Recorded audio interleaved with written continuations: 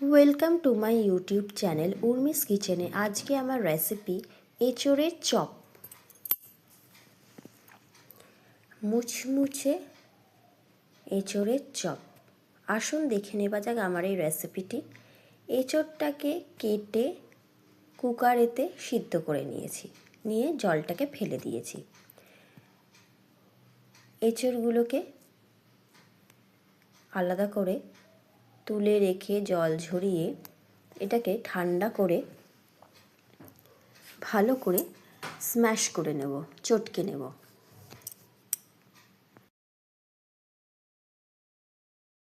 এঁচোড় চটকানো হয়ে গেছে ভালো করে। এবারে আমি বেসন গুলে নেব। বেসনের ব্যাটারটা রেডি করে রাখবো। তার জন্য বেসন নিয়েছি, ধনে গুঁড়ো, কাশ্মীরি লঙ্কার গুঁড়ো, লাল লঙ্কার গুঁড়ো, হলুদ গুঁড়ো, স্বাদ অনুযায়ী নুন, বিট নুন, কালো জিরে, অল্প একটু চিনি দিয়ে ভালো করে মিশিয়ে নিচ্ছি। মিশিয়ে নিয়ে অল্প অল্প করে জল দিয়ে ব্যাটারটাকে গুলে আমি রেস্টে রেখে দেব।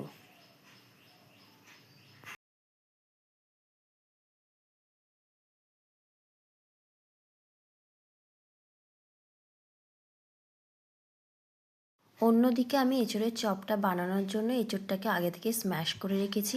একটা বড় পেঁয়াজ কুচি করে পেঁয়াজ কুচিটা এর মধ্যে দিয়ে দিলাম। স্বাদ অনুযায়ী নুন দিয়ে দিলাম। দুটো আলু সিদ্ধ করে রেখেছিলাম, এখানে দুটো আলু দিয়ে দিলাম। চিনি দিয়ে দিলাম। কাশ্মীরি লঙ্কার গুঁড়ো, লাল লঙ্কার গুঁড়ো, ধনে গুঁড়ো, জিরে গুঁড়ো, হলুদ গুঁড়ো, আদা বাটা,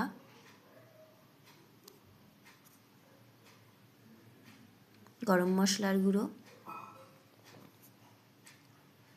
বেসন, 2 চামচ বেসন ও 2 চামচ চালের গুঁড়ি দিয়ে দিলাম।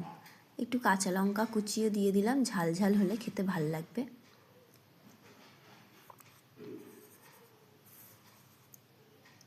ধনে পাতা কুচি দিয়ে দিলাম।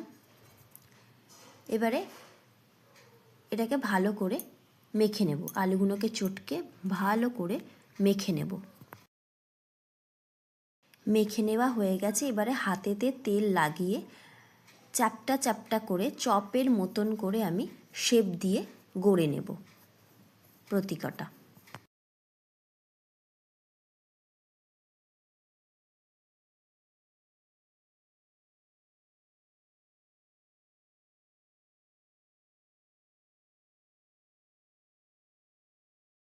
চপের আকারে শেপ দিয়ে প্রতিকটা গড়া হয়ে গেছে। এবারে তেলের মধ্যে ভাজবো। কড়াইতে তেল গরম করতে বসিয়ে দিয়েছি। অন্যদিকে যে ব্যাটারটা আমি রেডি করে রেখেছিলাম সেই ব্যাটারটার মধ্যে বেকিং সোডা দিয়ে আবারও একবার ভালো করে ফেটিয়ে নিচ্ছি। রেডি হয়ে গেছে আমার।